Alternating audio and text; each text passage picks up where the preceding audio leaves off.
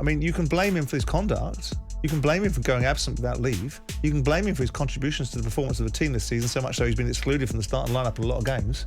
You can blame him for not making himself available.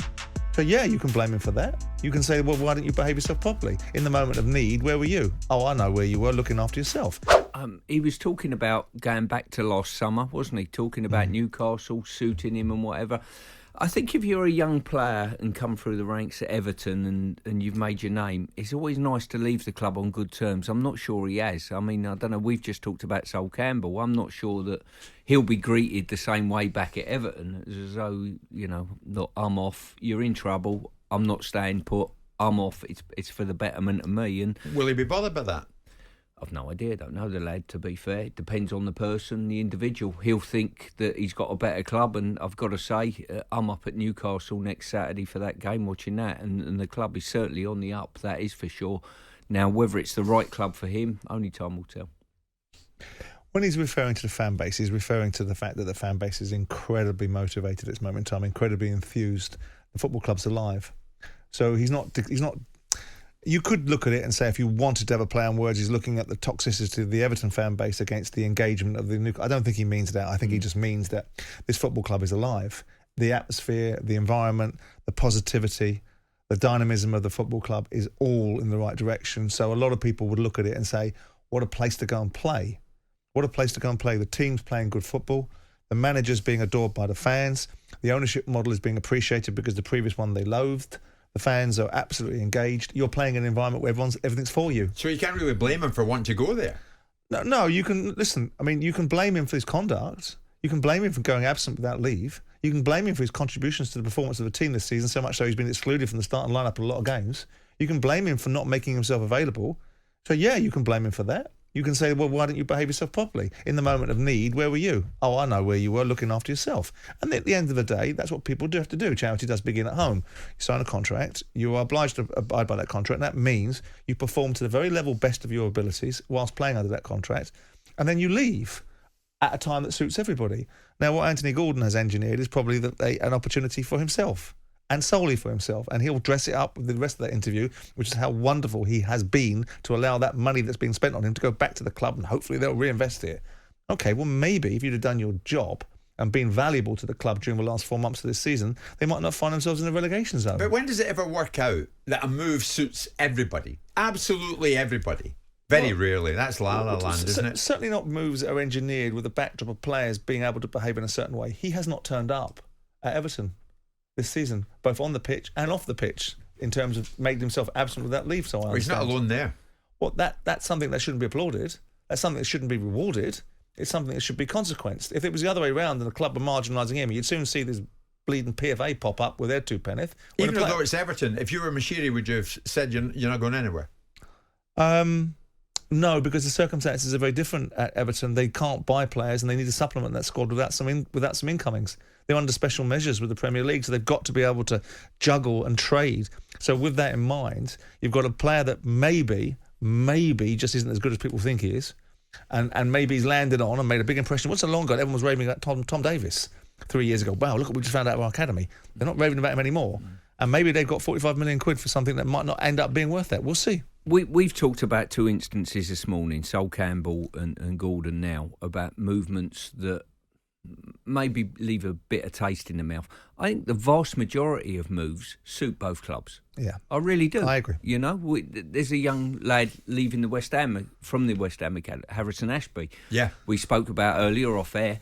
I think that suits both clubs. I think it's good money for West Ham. They'll get a sell-on if the kid does what he needs to do. But West Ham have had a good look at him for X amount of years. It suits the kid, gives him a new challenge, gives West Ham the money, and Newcastle got a player who they hope will benefit and get better and kick on. It suits everyone. Well, Harrison Ashby, Simon's going to go to Newcastle probably today. 2 million plus 3 million add-ons from West Ham. I mean, there's a tacit acceptance that sometimes football clubs have to lose players they don't want to keep. But the manner in which it's orchestrated and engineered, the manner in which the player conducts himself is the defining factor as to whether there's ill will or not. You know, it wasn't so long ago that the West Ham faithful and the captain of the club at the time were flapping their gums about Grady Diangana going to West Bromwich Albion. How'd that work out for everybody? Yeah. Don't hear that. You don't hear the other side Well, of the you were argument, there, do you? Stuart, weren't you? I was there, and to be fair, in fact, it was just before I went there, but I'd worked with Grady before that. And for me, on what I saw, I thought it was really good money for the club. That's how I saw that one. I think 17, 18 million. I thought, wow, that's a lot of money. But the fans that contacted this show very definitely did not. Well, I just think they saw a young lad coming out the academy, and we're selling a player out the academy. Irrelevant to the finance, will being brilliant to the club. And I thought irrelevant to what the manager said. Yeah. Irrelevant to what everyone said. It was a master. Just a way to have a go at David Sullivan and the late David Gold. And the bottom Yeah. line was they were wrong because he hasn't set the heather on fire somewhere else. And West Ham had a good season. What did they get for him? 17, 18 million. 18 million. I was astounded when I saw that figure. Yeah. Chris in Newcastle. Jim, what do Everton expect when the fans are chasing young players and intimidating them? They don't deserve decent players or success, in my opinion. Great signing for us. You'll be a big hit. That's just rubbing their noses in it, isn't it? Yeah, well, that's basically suggesting that the only people that are entitled to get abuse are the owners and the managers. Every now and again, it doesn't hurt a player to be given a little bit of the reality of what his contribution does and doesn't mean to the fans. I'm not advocating for fans to chase players down the road. I'm not advocating fans to get over the line against anybody. But there's not an exclusion zone around players, because at the end of the day, it's the players that go on the pitch, and they're the ones that seem to be constantly excused. Yeah. So I don't want Anthony Gordon or any player being chased down the road by fans, but I do think they should be told every now and again by fans what they think of them. Newcastle have got that Carabao Cup tie this week. Of course, they're one up from the first leg in the semi-final against Southampton, Stuart. Harrison Ashby to Newcastle today, 2 million plus 3 from West Ham. He's only 21. Of course, they've got Anthony Gordon. The same Newcastle, there's even talk of Sander Berg going from Sheffield United as well. If Newcastle were to secure Champions League football, Stuart, will they be in the Harry Kane conversation? I think they got the financial clout, certainly, to be. Now, whether he'll see that as a good suitor for himself, because they're in their infancy, if you like, of a club that might be looking to get their hands on trophies, I don't know. But I think when they're having a very good growth spurt if they're in the infancy, aren't they? Yeah. Well, they certainly are. I mean, this season's astounded me how quickly their rise has come. Yeah. And if you go up to Newcastle now, as Simon said earlier, the fan base are absolutely on fire up there. The team are playing brilliantly. I think what they've done well as well, we talked about players coming in.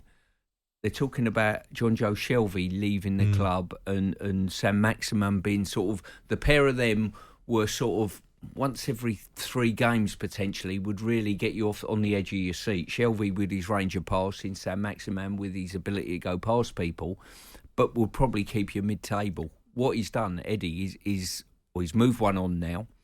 The other one's on the bench as an impact sub, and that's been, I think, critical for what they are. And he's rekindled Almiron and Joe Linton incredibly. Yeah. That's right. They are going places, right? And there was always this argument. Where they want to go is Wembley. There's argument that they weren't going to be able to attract players because of where it is geographically situated, and players that fly in from other parts of the world would rather be in London or Manchester.